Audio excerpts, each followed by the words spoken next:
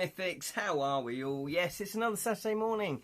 It's 10 AM UK time, roughly, a couple of minutes late. My name is Ken Boyter, but you might already know that because you've been watching the Edra Tales Twitch channel, or you've been watching the Edra Tales YouTube channel. You decide which one you want to watch. This is the live stream channel, so any live stream I always do on Twitch, and then I export them over to the Edra Tales YouTube channel. So if you do miss a live stream, you can go to YouTube, type in Edra Tales, and you'll come up the channel, and then you'll see all of the episodes. And if you've missed any, obviously you'll want to catch up. This is Gockle Snook. How you doing, Gockle Snook? You gonna look at the camera, or just look at me? He is from the Bottled Imp. This is the Bottled Imp. The Bottled Imp is a YouTube channel that I set up about 10 years ago with my good friend Julian. And we have over 450 fantasy episodes of fantasy goodness. Fantasy board game reviews, fantasy book reviews, and fantasy film reviews. And a few other episodes of said shenanigans. But it's mainly themed about fantasy. Just like this show is. It's got a hello, good morning spell sing. It's got a little bit of a fantasy flavour. It's a ramblings of a storyteller. That's me. And we sometimes ramble off onto other subjects. How are you, Spell Sing? Thank you for joining me. Yes, I wasn't planning on doing a live stream this morning because I did have a psychic fair to go and give mediumship and psychic readings at. I thought I'd booked the table. It turns out I'd forgotten. So I didn't have a table. So therefore, I've got my Saturday free. Which is quite, it's quite a nice feeling for me because I don't normally have Saturdays free. Good evening, Lee Rin. How are you? This is a pleasant surprise indeed. How did the event go? Yes, so the event, this is what I'm saying. I forgot to book my table. So I didn't get any, normally you get an email through a couple of days before the event, and maybe the day before the event. And then I didn't, and I suddenly thought, maybe I've not booked the table. I've written it in my diary, but normally I write paid when I've actually paid for it, and I've booked it properly. And it wasn't there. I didn't have paid in my diary, so I thought, I better just contact them. So I contacted the lady who organises it, and she went, oh no, you haven't booked. And I went, right, okay. So that's a little bit, but it is what it is. I'm a big believer in being able to talk properly. But not only that, I'm a big believer in things happening the way they meant to happen. So it might look like, I forgot to book the table. That's a shame. But however, I like to I try to turn negatives into positives. So I go, okay, so I've not booked the table. That's, that's just the way it goes. It does mean I can do the live stream. And it does mean I can then use today cracking on with most of my creative projects. So I like to always try to turn a negative into a positive. Turn that downy frown into an uppy smile. As your parents might have told you when you're about 5 years old. Oh, it's nice to have a cup of tea in the morning. Cup of tea with a bit of honey. Honeyed tea.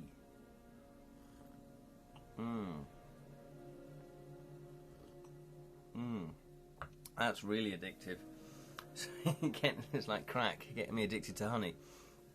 So what has been going on? What's been going on in your week?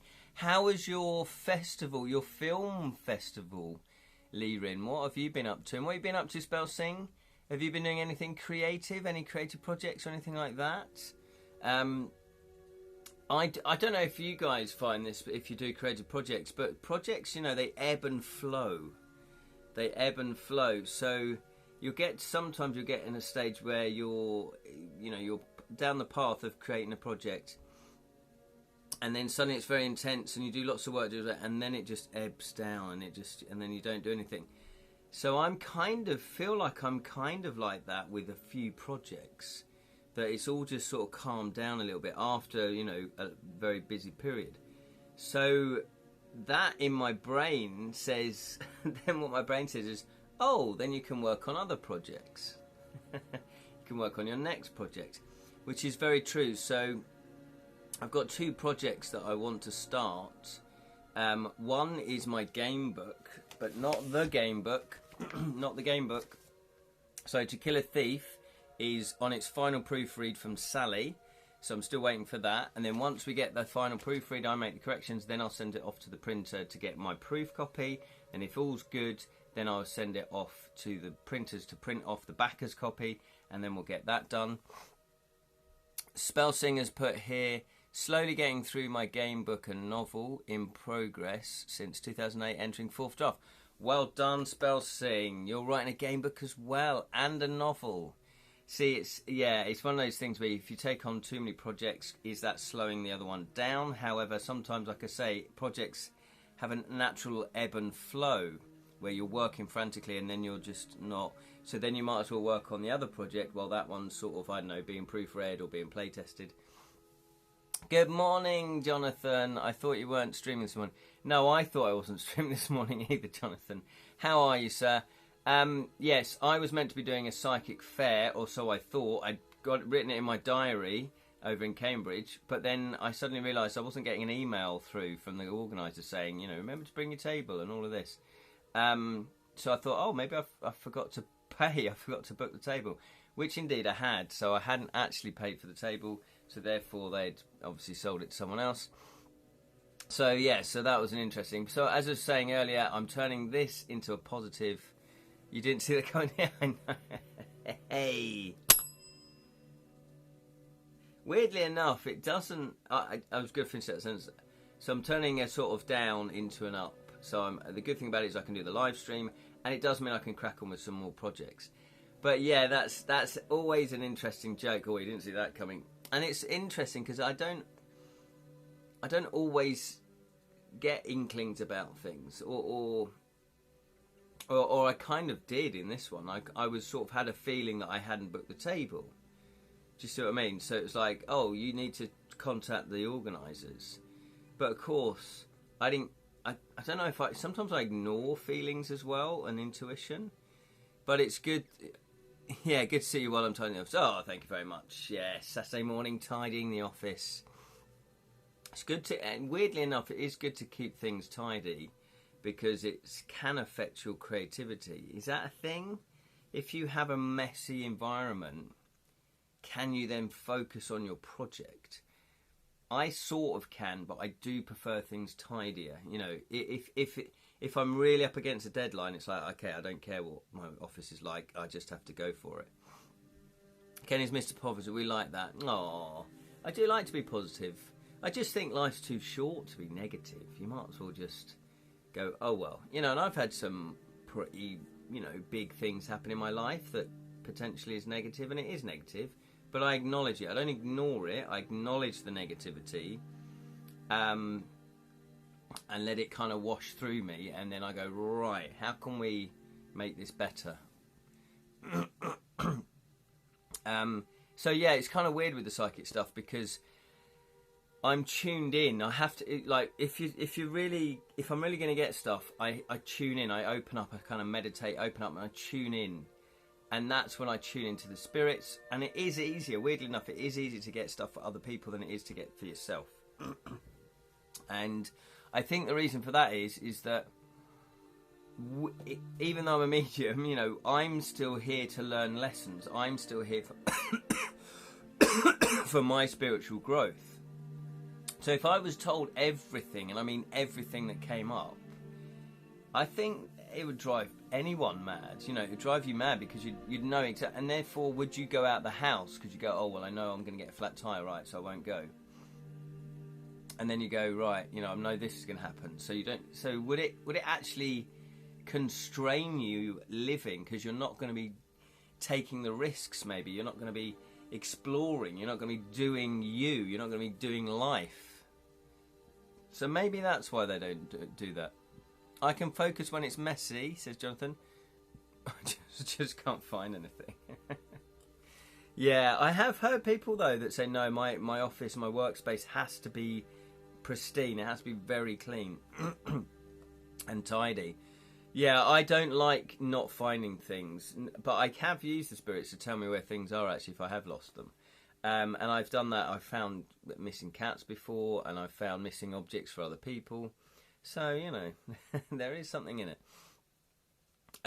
Yes, I don't like not finding things because it's a waste of time. And for me, time is crucial because I could be spending it doing creative stuff. So if I've had to spend half an hour looking for my laptop or half an hour looking for my phone, that's a waste of time. So I do like to place things in precise areas so I know where they are, so I can always go back and get them. So yes, so To Kill a Thief, Sally, as I say, she's on the final proofread, and then once she finishes that, she'll give me the manuscript, the complete manuscript. It's a beast, it's a tome. It's a tome, I should say. And then I'm going to be making those corrections. That is very true, says Jonathan. Lehman says, the Hong Kong cut of Enter the Dragon we saw last week emphasised Bruce Lee's character development over that of John Saxon and Jim Kelly's, whereas Hollywood turned him into a bit play in the final film. Oh, interesting. Isn't that interesting? 53 years after Master Lee's return to heaven. It's heartening to see how far the world has come in terms of equity and dignity of representation. Yeah, oh, absolutely. And I do think, though, I think you have to look back on previous eras and say, well, that's kind of how they saw it. And so, and I don't really blame them for that. That's just the way it was. And if you think about it, if you've got to think about your target audience, if you are showing a film to predominantly Western people, then the theory goes is the audience want to see about Western characters. However, all it takes is a few films to go, actually, there are non-Western characters that are the lead. Oh, look, and people in the Western world are still interested. So you do have to have mavericks that go, you know what? No, we're just going to show them non-Western characters, see how they get on. And of course, most people are quite happy. As long as it's a good story, good character development, like you say, they focused on Bruce Lee's character development. As long as it hits the right story notes, then there's no reason why a film shouldn't be successful or liked or, critically acclaimed, just like a book. If you do good writing, good characterization and good storytelling, people should like your book. True, says Spell Sing. Well, she only said it twice. I added the third. So it does mean, because my projects are a little bit on the waiting for stuff to happen, I find myself turning to new projects. And so, one of the new projects is a little card game. But before we go into that, I am now gearing up to write, and Jam will be, it's the same Jam's not watching because Jam will be happy about this. I am writing my other game book, but it's the shorter one. It's probably going to be about 200 entries, maybe even 100 entries, where Jam and I are teaming up and we're putting two of our stories together in a PDF. So if you back Jam's Kickstarter last year and you back my one last year, you will get a free PDF. So my one is called The Rat Wife of Sleepy Eye, and you play a rat wife, and you have to deal with the Rat King. So there's an infestation of rats over a village, and you have to deal with it. I don't want to give too much away, but that is the premise of the story. And I'm not gonna, I thought about this, because it's a shorter entries, I'm not going to have as many mechanics in it. Good morning, Sally, how are you? We haven't tasted each other. Good morning. Oh, I have to do it here. Good morning, Sally. I just remembered who you are. So the game mechanics in the main book, there's quite a lot, I guess. However, I'm not going to have that. So I'm not going to have leveling up, because the game's too short for that. And I might just have the core mechanics, and maybe... So I've got the core mechanics of Vigour, Metal, Fettle, Allure, and Fate, and Experience. But then in each of my big game books, you get your own attribute depending on what character you're playing.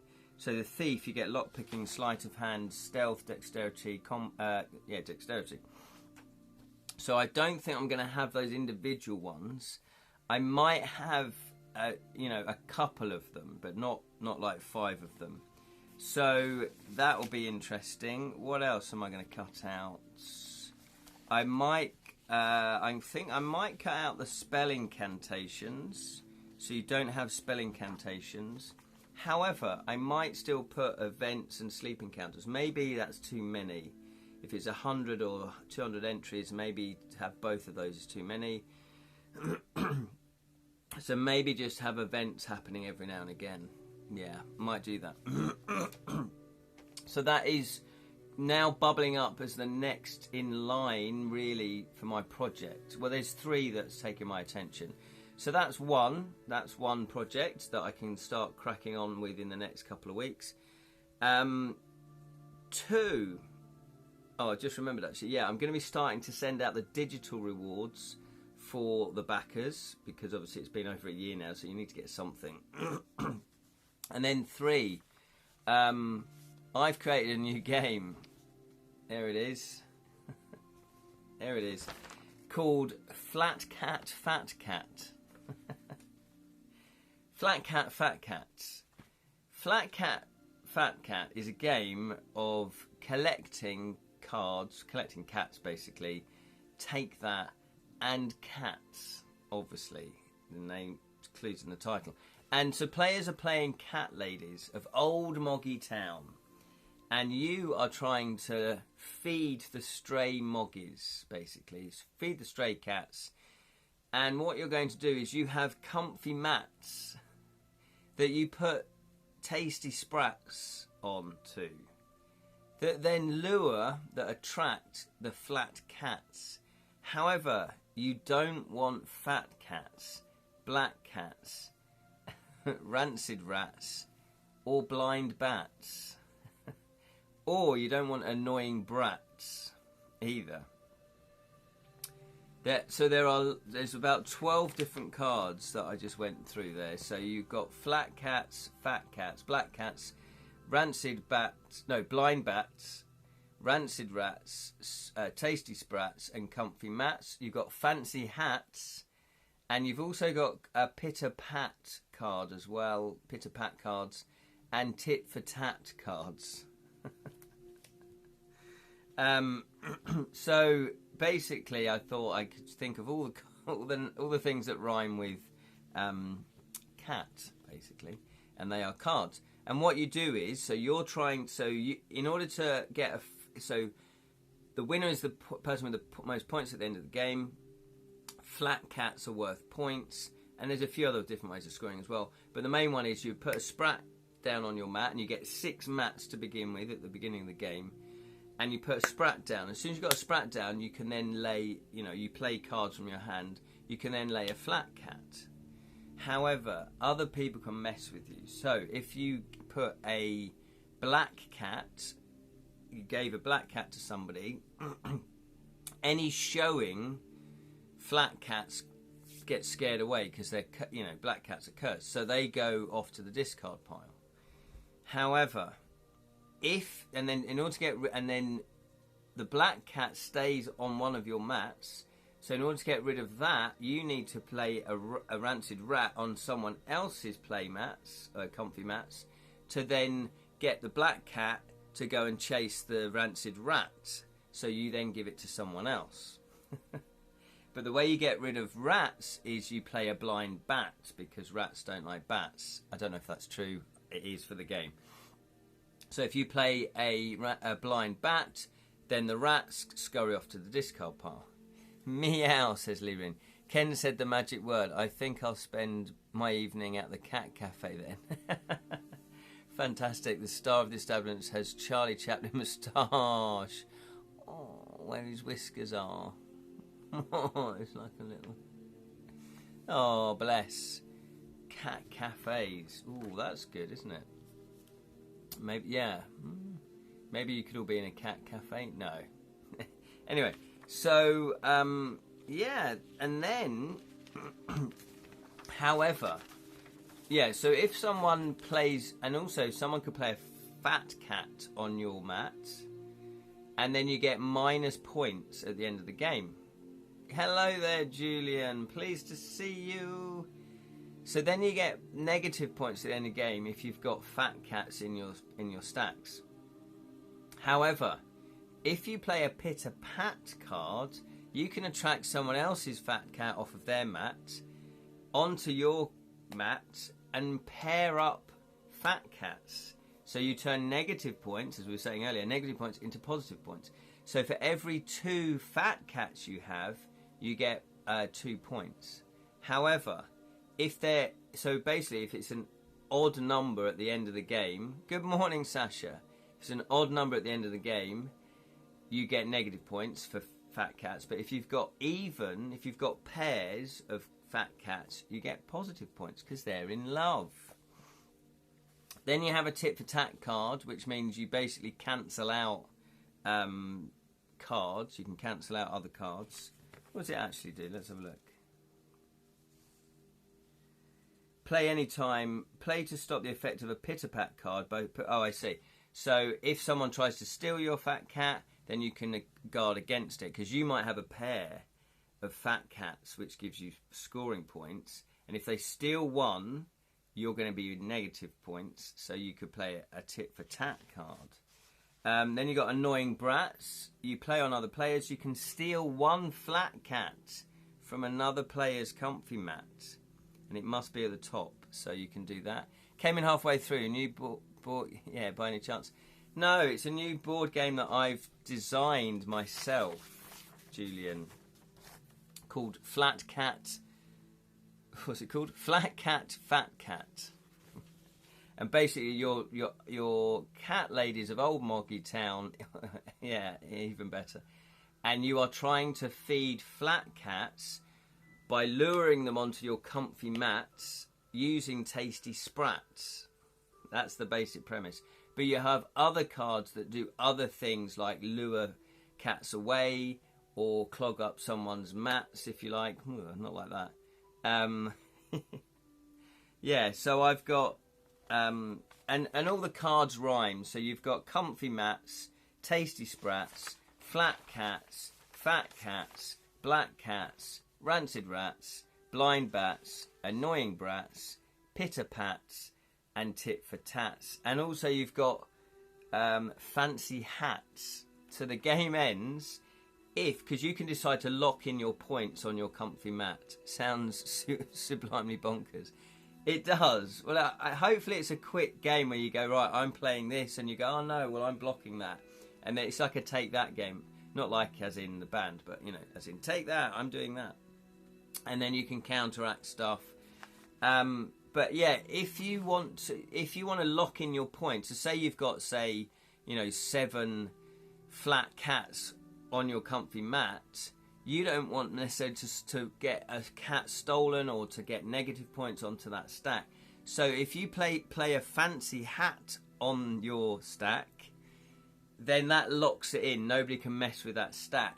And the game ends one of two ways. If someone lays 6 fancy cats on their 6 comfy mats, that's the end of the game. Plus also when the last card is drawn from the stack, from the draw pile, you each get one more go, and then that's the end of the game. So, yeah. So I've got 12 cards that do different things. Happy evening to you, Lirin, says Lirin, says Julian. And I've also got where at, like where at card. On your turn, play on one of your comfy mat stacks. During scoring at the end of the game, use a where at card to move one of your cards from one of your comfy mats to another. So say, for example, you had a stack that had one fat cat in it. Because it's odd number, that's going to give you negative points. That will give you -1 points. However, if you have a where at card, or if you have a where at card in your hand, yeah, I'll have to work that out actually, the specifics, then you could move that fat cat to another stack if that's only got 1, or it's got 2, or it's got 3, to make it even, because you're trying to pair up fat cats because you want them to be in love and not eat the food, basically. So yeah, So you could say, right, I'm playing this where at card to move one fat cat to another fat cat, and therefore it's a scoring opportunity. And when do they play back around? Yeah, that's you play halfway through. It's a little mini game. Oh, well, I've called them fancy hats. Fancy hats or top hats? What do I like the sound of? I think I like the sound of fancy hats. But yeah, so, because what I thought, the artwork is that each hat will be slightly different. It'll be a slightly different fancy hat, just to add a bit of character to it. And also I've got top cat, perchance. Well, yeah, you will be the top cat lady. You're the top cat lady. No worries, Sally. Fancy hats. Yeah, fancy hat sounds better, doesn't it? I also thought of where you have different pedigrees of flat cat and maybe fat cat. So maybe you have to pair up the same type of fat cat. Yeah, maybe I'll do that. There's an idea. But also I thought you could have different types, say maybe 10 types of flat cat. Love a bit of Quentin Blake. Yes, it's that sort of illustration style that I've got in my mind. I hadn't thought of that, but that is exactly, that sort of watercolour pen and ink.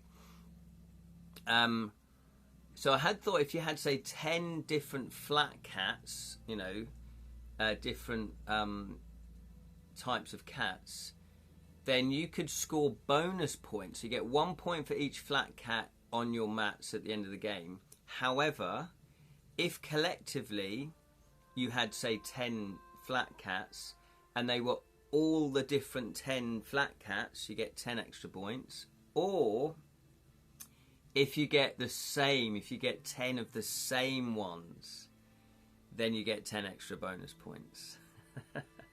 So I thought that would be like another little incentive, something else for you to try and do while you're playing.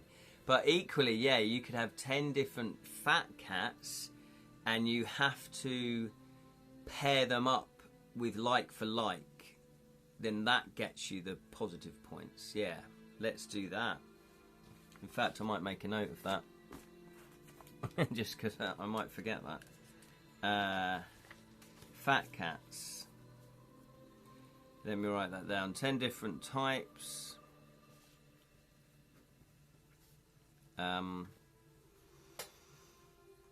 Only score in pairs of same type.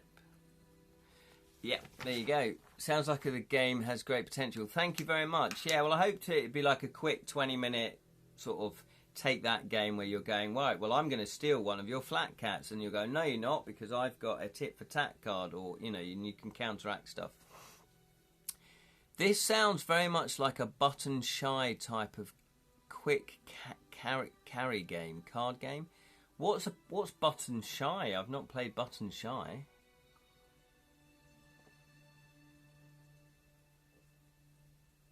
Quite like the name of that, button shy.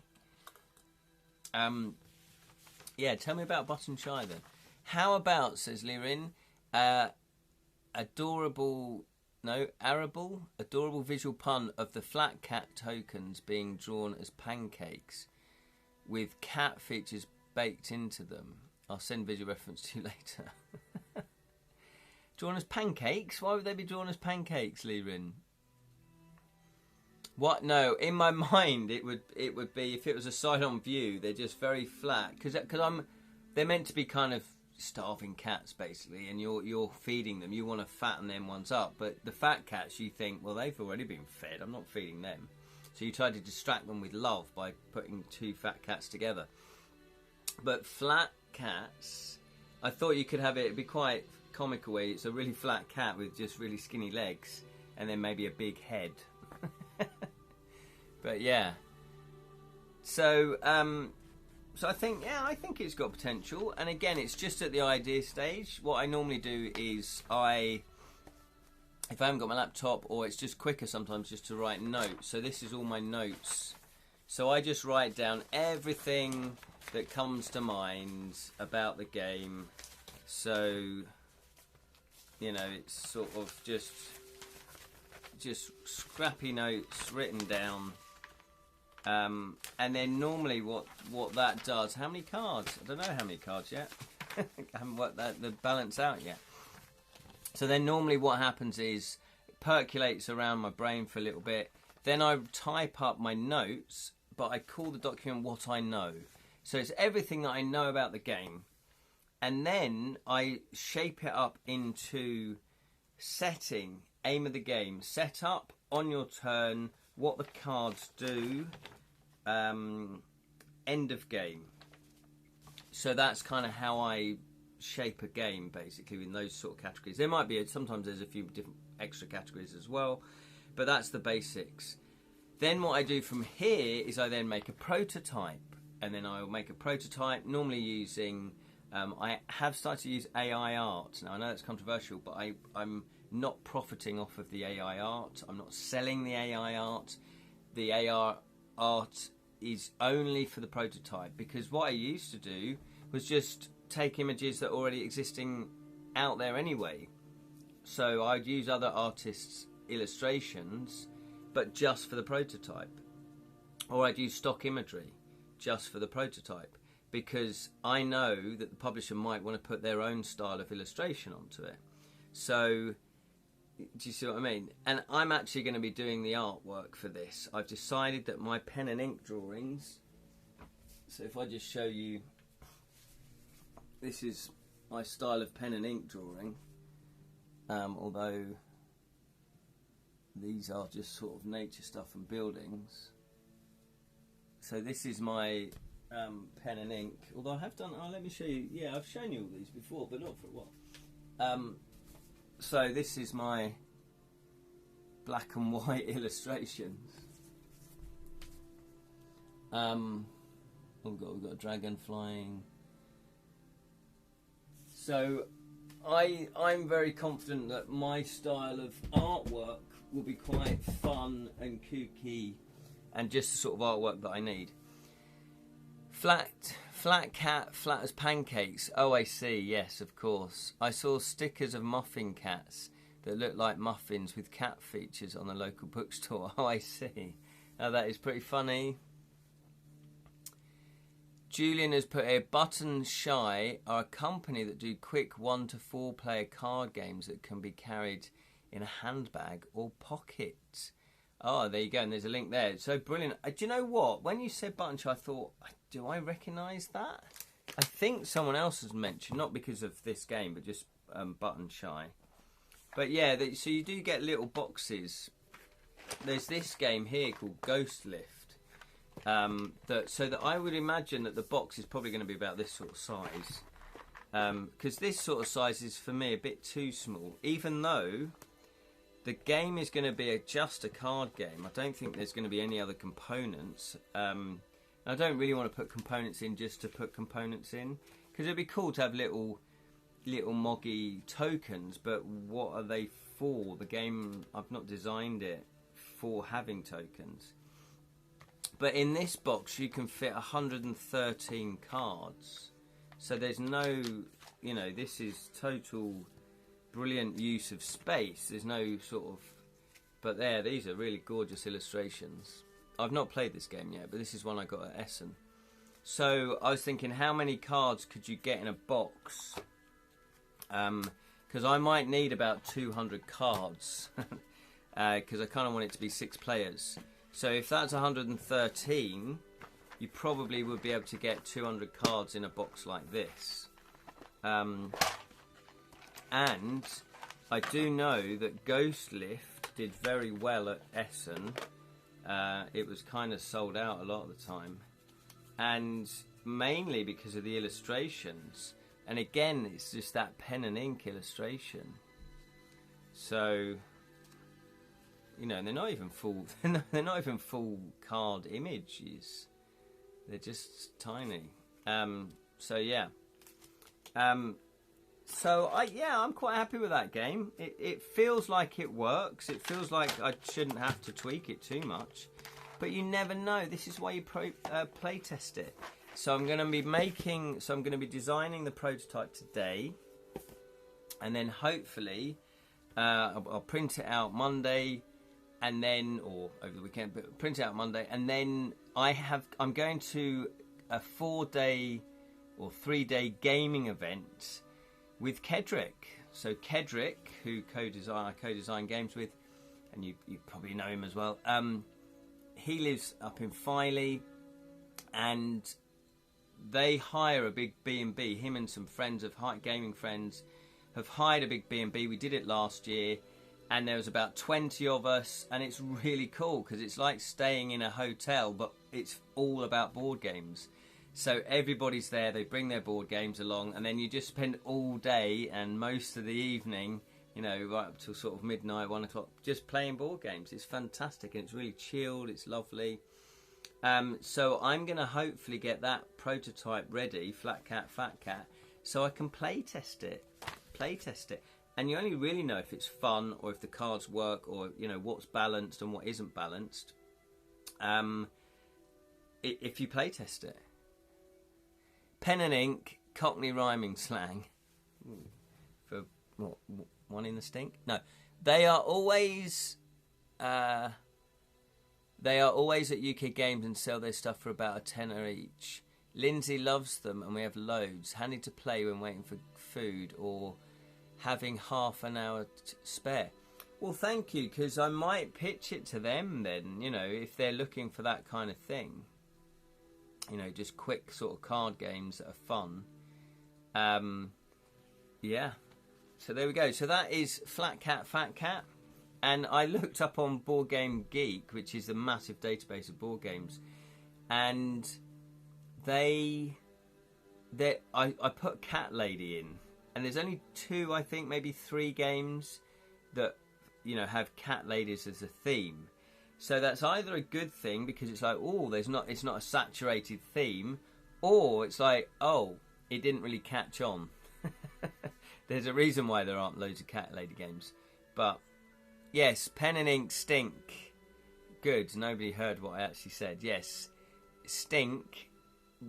An extra bit of stuff in there as well. Yes, I think I know what you're trying to say there, Julian. And quite frankly, you are disgusting. And you disgust me. Disgust me. Talking of that, Sally and I had a double date night last week, just gone. We actually went on the Tuesday to our local theatre, Hertford Theatre. No, extra is not included. Not required, Ken. That's your brain, not mine. Yeah. We went to see legendary snooker players Steve Davis, Stephen Hendry and John Virgo. They're doing a tour of the Black Ball final. And it was fantastic. It was really, really good. It was brilliant. Just watching men in their 70s stumble around a stage trying to hit balls. What's Steve? Yeah, as well. No, I think they wanted to go to bed.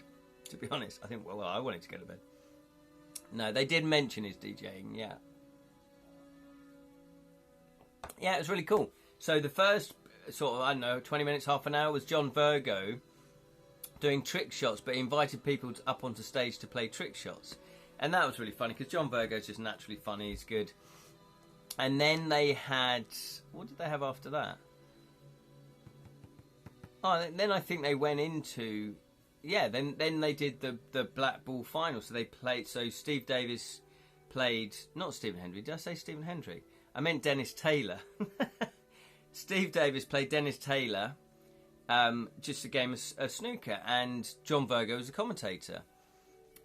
He used to do DJing. Yeah, absolutely. Was it the Dennis and Steve final recreation? Yes, it was. That's what I was trying to say. It was the Black Ball final in 1985. And, of course, they played up that Steve Davis lost. And he was going, I'm really thrilled to be here to relive this moment. It's all that. It's really funny. And obviously then Dennis Taylor is sort of naturally funny. He's a good storyteller. And yeah, so they played a frame of snooker, but they weren't recreating it. It was just they're going to play a game of snooker. However, and it doesn't matter who wins. So this time Dennis Taylor did actually win. And so they then say, right, let's play from like they talk you through the blue. Can't remember what it was. Maybe the brown, blue, pink, and black. So the last sort of 4 or 5 balls of that final. And of course they were setting up the shots, you know, going, well, it was like this, and I did this, and then Steve Davis actually potted the brown, and it was like, he goes, well, if I'd done that on the night, I would have won. I'd be world champion. So, you know, so they went, obviously, he goes, obviously I missed though, and then they, you know, let Dennis in. So it was really fun. It was really good. And then the second half was a Q&A session where people obviously asked them questions about their careers. Snooper, loopy, nuts are we. We're all snooker, a loopy. Did you like the bit where Dennis says the white was here, then Steve says no, it was here, and they keep moving it? Oh, they didn't do that. Did you? Have you seen it then? Yeah, no, they didn't do any of that, but they did do sort of things like that. You know, it was. I think some of the ad libs were probably rehearsed. You know, that they've done an ad lib one night, got a laugh, and thought, oh, we'll do the same the next night. But you know, you could tell. You know, it was just kind of them joking as it came to their heads. Seen it on YouTube. Oh, I see. Yeah. Yeah, it's that kind of thing. So that was fun. And then Thursday night, did anyone ever streak a snooker game? Did anyone ever streak a snooker game? Yes, they did. And I remember watching that. There was a streaker. I think it was when... and Steve Davis talked about this. I think he was playing Ronnie O'Sullivan. Yeah, it's Ronnie O'Sullivan. And a streaker comes on. If not, why not? Yeah, with the sign. Was it with the sign? But yeah, there was definitely a streaker. And Steve Davis sort of was walking back to his seat, and he says, I kind of heard them wolf whistling. So then it was like, there must be a streaker. Well, I was very young when I remember watching that. And as far as my brain goes, yes. No, I don't think it was a fella. It was a woman. Yeah. And also, they didn't mention this, but what's come to mind, do you remember that time Ronnie O'Sullivan let that audience member, as a woman, like play his shot for him or something like that? Which I thought was quite funny. So yeah, so they talked, you know, they talked, you know, a little bit serious about the game afterwards, and about Ronnie O'Sullivan, and you know where the game's at, and about the upcoming, you know, Chinese players and all of that. So it was just a good fun night. And then though, Thursday, Sally and I went to see Richard Adewale. Richard Adewale from the IT Crowd, from Garth Marenghi's Dark Place, from the Crystal Maze. Sure, that was the guy who had the sign pointing at his bum that said Pot Black. Oh, I see. Oh, I don't remember the fellow one, no. Glad I didn't see that one. But yeah, so we went to see Richard Adewale, which was very funny. Mumsy, yeah. Well, yeah, he did the Crystal Maze it was a reboot, wasn't it, of 2017 to 2020. I didn't realise. I thought he just did one-off Christmas special. But so I'm going to track down those 3 series. Travelling Man, yeah, he's really good. And yeah, so he was doing a book tour of his new book called Afterthoughts, which are kind of, you know, spoof, like satire of wisdom, you know, knowledge, nuggets of knowledge. He's a very clever man. He's very funny. And so he did some readings from his book, and then he was interviewed by Niall, I can't pronounce his name, Niall Akanaki from Radio 5 Live, and that was funny. And then we had, then there was a Q&A session afterwards, and I actually asked a question. And my question was, bearing in mind the book's called Afterthoughts, what are your before thoughts? And everyone went, oh. And he sort of was like, it sort of flummoxed him a little bit and went, so what, is this like, are you talking about deja vu? And I was like, well. And he went, or, he goes, how do I know my before thoughts before I had them? It's like, and he goes, but then you can have before thoughts, because if there's an event, so say you're going to the horses, you're going to horse racing, you'll have before thoughts by going, oh, I hope it's exciting, I hope I win. So you can have before thoughts. His Crystal Maze catchphrase, don't touch me. Yeah, I know, he has that hand to shake people's hands, which is really funny. But he also mentioned, yeah, somebody asked him about the Crystal Maze, and he said, what I can never understand is, why do they show people rushing from one, zone to another zone when you can just cut and just have them in the zone? Just go, right, let's go to the, the Aztec zone. Okay, we're in the Aztec zone. Why film the rushing? As people like watching running around. People like watching people running around. So yeah, so that was very good. And it was nice to ask him a question. What I should have done afterwards, I thought, I could have asked him, is he going to be the next Doctor Who? Because I think he would make a fantastic Doctor Who. Wouldn't he? He'd make a fantastic Doctor Who. There we go. So, and then the other thing that I have to do today, I'm hoping to do today, is Devilish Deaths, difficult murders to solve. This is my prototype copy. And do you remember I told you about that pitch I had with that company that was outside, basically outside? And when I opened the box, my rule sheet went everywhere, some cards went, and the guy that I was pitching to sort of went, I'll pick him up. So that was funny. Yes, he would like to see the actual prototype. He wants to play it with his fellow board publisher colleagues. So I need to send this off. But this box now is getting a bit knackered. And it's impossible to get this size box. I've tried, because this is the perfect size for the box. Everything fits in there snugly. I can't get a box that size on Amazon or anywhere. It just doesn't exist. That box is a unique box. It's just one of them ever made. So I thought this was the same size, but it's not. It's bigger. And it's considerably bigger. So I'm going to have to send it in this, because this is a nicer box. This is a nicer box. Would they mind a battered box? Would they mind a battered box? Yes, you must have missed that stream. Was that Essen? Yes, I talked about Essen last week, so if you want to catch up on that. But, I'll mention stuff during Essen. Unless you've got any questions about Essen, I'm happy to take questions. A very good question well asked. Oh, thank you, Julian, yes. Because it was funny watching them negotiate the different ways between the zones. Yeah, I guess it was. Yeah, well, it's action, isn't it? They, it's exciting. People running, exciting. Oh. Yeah, that's why, isn't it? But yeah, so should I send it in this bigger box, which is new and not battered, or should I still send it in this box, which is battered? What do you think? It's sort of, because they could just put that down to the postage. Do you think?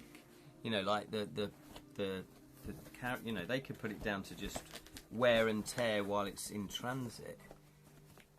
Although this is quite knackered now. Yeah. What do you think? Because this box, although look, it's getting a bit knackered. Doesn't really close properly. Maybe I do need to put it in the bigger box and just pad it out. Like why they filmed somebody going back 3 zones to release a fellow play. Yes, exactly. You could just cut to it. Use some old tea bags on an age and pretend it's from the 1920s. Oh, hello. Hello. Look at you, Julian. Exactly. Yeah, maybe I should do that. Yeah, I'll have a think about that. You never thought you'd be asked about boxes, did you, this morning when you woke up? You thought, I wonder what Ken's going to talk about in his live stream. Something really exciting, some fantasy chat, some game book chat. No. I'm talking to you about brown boxes. That's brown boxes. So there we are. But yes, so as I say, going off to roll call. So I'm going to be playing some board games for 3 days, I think it is. We arrive on the Thursday, probably play a couple of games Thursday evening, and then Friday, Saturday and Sunday, returning Sunday. I like glue, and I cannot deny. So one game that I definitely want to play at roll call is Ember Hearts. This is a game that I bought at Essen, and it's designed by the guy that I watch, the designer called Adam Porter, or Adam in Wales, and Rob Fisher, he designs a few games with Rob Fisher, and artwork by Andrew Bosley, who did Everdale, and it's fantastic. You play as a brave champions, competing for glory by opposing poachers and rescuing dragons. Each round send parties of hirelings to locations to claim their rewards. The larger your party, the sooner you pick. Defend against poacher raids, recruit heroes with unique abilities, train your personal dragon companion, and keep the dragon fire at bay in the heat of your action. So there you go. So it looks really cool. It's a worker placement game. So I do like a good worker placement game. Plus, I also want to play Roblings, which is a two-player kind of area control game where you're trying to steal the other goblins' gold. So that looks fun. That definitely fun. And also, just because it had the word guild in it, and of course we were promoting Guildland's Black Dragons Guild. So this looks pretty cool. In Black Dragons Guild, you play as an aspiring guild leader. Select your companions to form a party of adventurers. Visit places in the city and complete quests to increase your reputation. It doesn't matter whether you're good or evil. The important thing is you believe in your potential.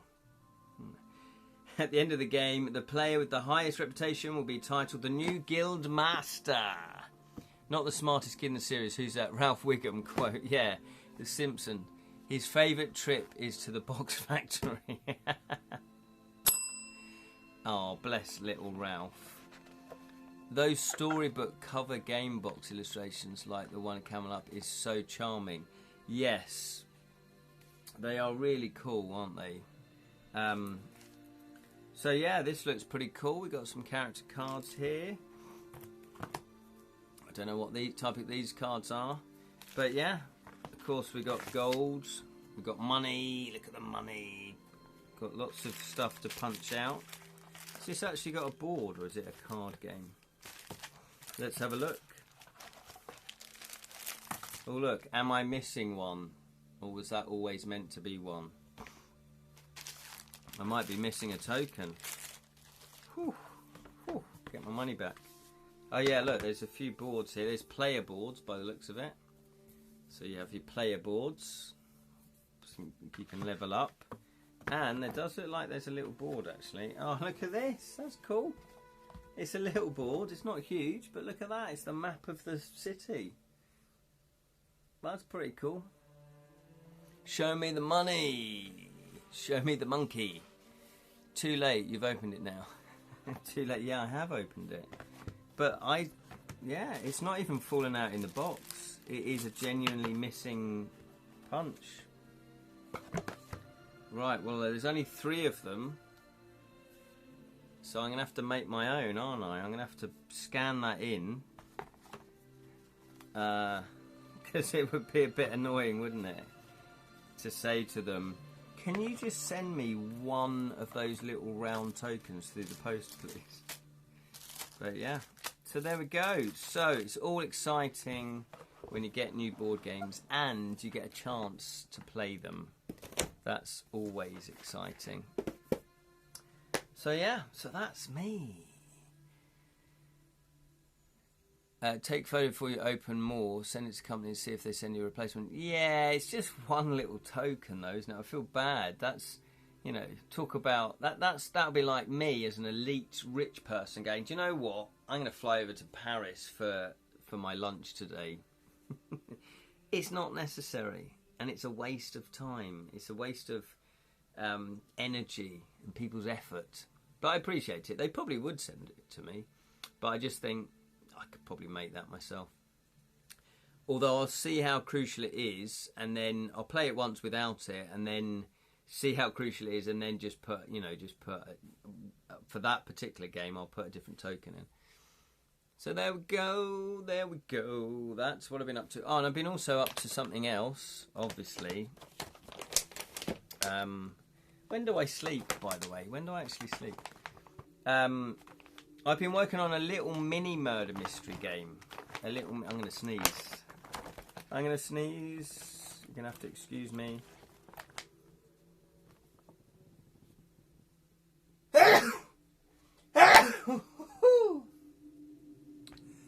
Gets a bit dusty down here in the dungeon, doesn't it? Especially as nobody cleans. They leave that to me. I'm not doing it. Yes, I am designing a murder mystery game. Double sneezer.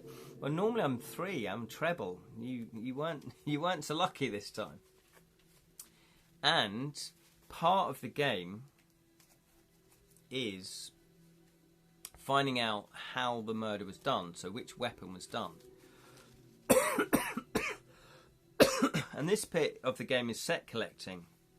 So you're trying to collect the different parts of each weapon. There's 3 weapons. However, there are... there you go, I can't even find it when I'm looking for it. There are 3 parts to each weapon. I might have shown you this before. And so you're trying to sort of collect them all. And once you've got 3, you then shine a UV light over the 3 fingerprint spaces. And also the box. Because the box, the correct murder weapon, will have exactly 5 fingerprints over the 3 parts. All the other murder weapons won't. They'll have different amounts. So once you get the correct murder weapon, you then get the code word, a 3 code word. So it might be Liverpool are great. It won't be that, but it could be. And then you've got it. But the way that it actually works is you get a stack of these, and then on your turn, you will know it's either going to be the poison or it's going to be the knife. So you have 9 slots in your play area. So you flip it over. When you've got no cards, flip it over. Oh, it's a knife. And you keep flipping until you get a duplicate. So it might be, right, I know that's a gun and a whiskey. Well, I've only got a knife, so I definitely want one of those. It's a knife and a gun. Now, I might get a duplicate. That could be a middle knife, because I've already got a middle knife. And it's not. It's the end. Knife and whiskey. And again, I could keep going. Oh, look. I've got a duplicate. I got a duplicate. So now I have to give that duplicate to someone else. So I'm helping them now get their sets. Or I'm clogging their hand, because if they've already got that 3rd part there of the knife, they then can't, that's taking up one of their slots of 9. So very happy that I've implemented that way of doing this part of the game, because this part of the game was causing me trouble, because it wasn't fun, basically, the way I was doing it before. So that said, that was a little bit of a stumbling block. Oh, that's clever. Oh, thank you very much. You look like you're collecting bookmarks. Ooh, that's a great... Oh, there you go. What about that as a book, as a game? Oh, that would be quite cool, wouldn't it? Just call it bookmarks. And you're collecting bookmarks of famous books. Would that be interesting? So that's one part. But the actual game is made up of 3 mini games. So the who, the how, and the why. So, well, the where and why. And so there's 3 different mini games that you play on your turn. You can do either one of them, and then of course, if you do say this game, you're going to get ahead in this game. But someone else might be doing, looking at the who cards, and they'll be getting ahead in the who cards. So you're sort of always keeping an eye on what other people are doing, because it's the first player to get all the information that they need, and then see if they're correct. If they're wrong, there's no player elimination, because it will just say that's wrong. So you go, oh, okay, I got the wrong weapon. So then you go back and start playing that game again. So that is also what I've been working on. However, play tested it a good number of times now, and that new system of collecting the weapon cards seems to work now. It seems to work beautifully. It flowed really well. So I'm going to take a prototype version of that up and also try and play that. So they don't even know it yet. No, I will tell people. Because what you can do is you can say, I'm going to be running a game of, Roblins at such and such time. Does anybody want to join me? And then obviously you can come along and join them. So so I'm gonna hopefully run Emberheart. Better read the rules actually. Run Emberheart, and then hopefully get a 6-player game. Is it 2 to 4? Oh, it's a 4-player game. Get a 4-player game. It's about 80 minutes. Oh, look. 80 apostrophe. Does that mean minutes? Apostrophe? Is that a thing? Is that a European thing? What is that? I've never seen that before. There we go.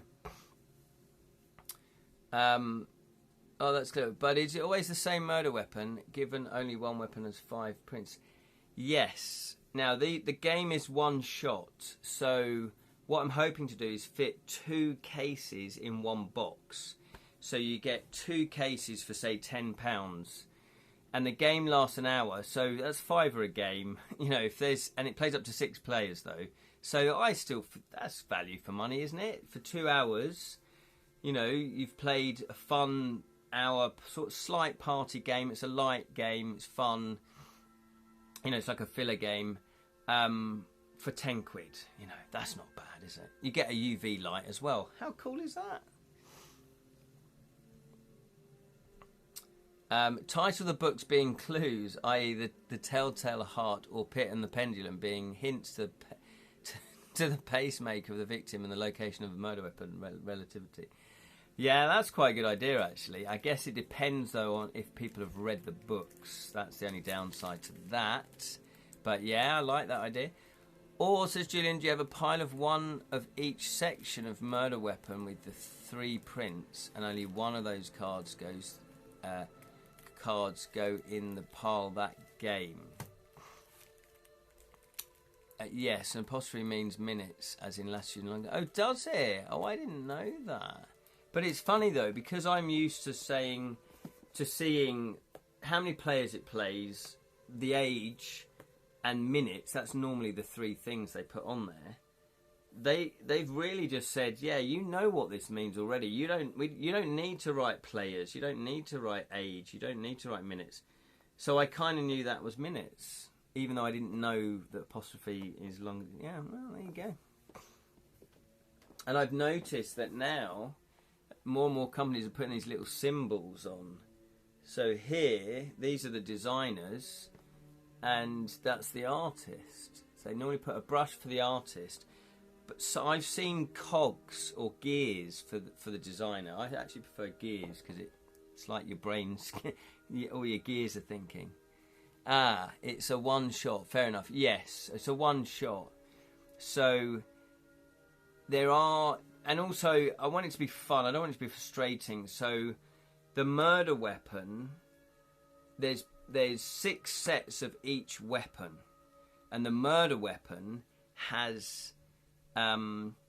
They're all identical, so there are more than one murder weapon, but it's the same type, if you see what I mean.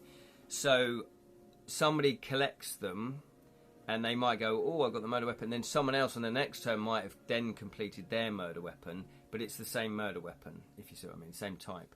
Because otherwise, if there was, we did do it once, a couple of times actually, where there was just 3 cards out of like 54 cards that were the exact murder weapon. All the others were dud, and that just took so. But there was a mechanism that you got rid of the actual murder weapon, but it just took so long, and it wasn't particularly fun.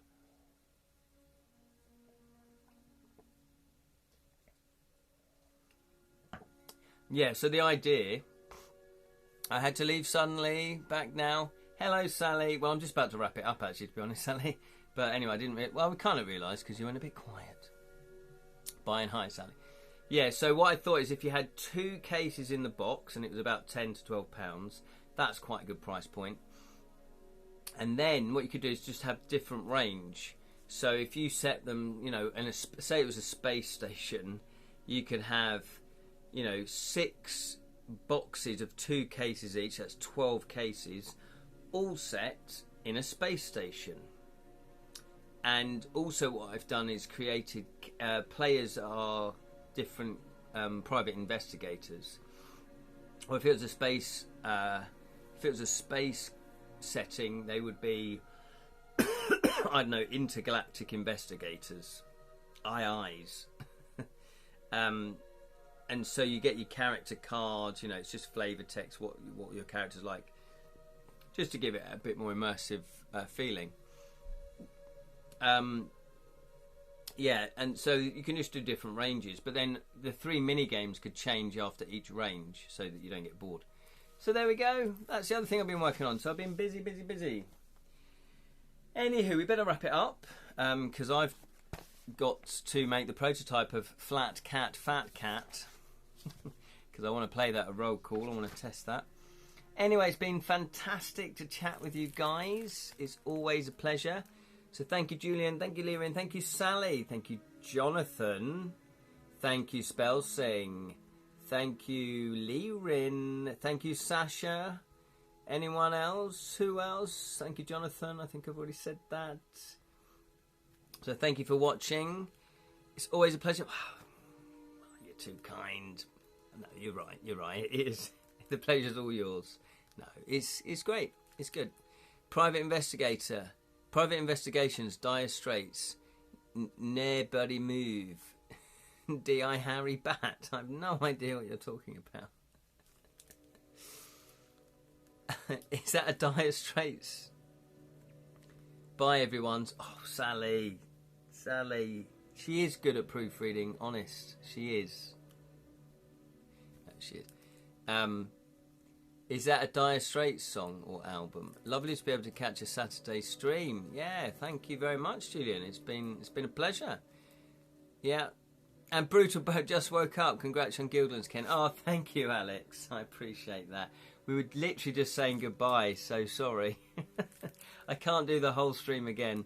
If you did desperately want to see the live stream, you can catch up and watch it on Edra Tales YouTube channel. I'll put it up in the next sort of half an hour, just so you can watch it if you desperately want to watch it, Alex. But thank you, it's very kind of you, and good to hear from you. Hope everything's all right. So take care, everybody. Until next time, remember, may your thieving always get caught. That makes sense if I hold that up. The song is Dire Straits. Die Harry Bat is from Dick and Dom. So, okay, where the Geordie Die Harry Bat comes to interrogate a suspect and they play Private Investigation, which is sings. Oh, I see. Well, thank you very much. You mashed 2 things together there. See you at 3 a.m. next Thursday. Yes, I was just about to say there will be a live stream November the 12th. November the 12th. So that's part 3 of Where Shadows Fall. May your thieving always be caught. Is that what I said? You can see my brain is sort of checked out and I'm already thinking of my fat cat project. I'm already going, yeah, I've checked out of this. Yeah, may your thieving always be caught. May your thieving never be caught. You don't want to be caught. If you're a thief, you don't want to be caught. What am I thinking? I'm glad one of us is still awake, Jonathan. Thank you so much, guys. It's been a pleasure, as always. I will see you next Wednesday if you are about. Hands cut off, yeah. 7 p.m. UK time, where we'll carry on with the game book Where Shadows Fail. Take care, and remember, I've forgotten the actual Edra Tales. What is it? Exploring the Realms of Fantasy. That's the bottled imp. Anyway, see you later, everybody.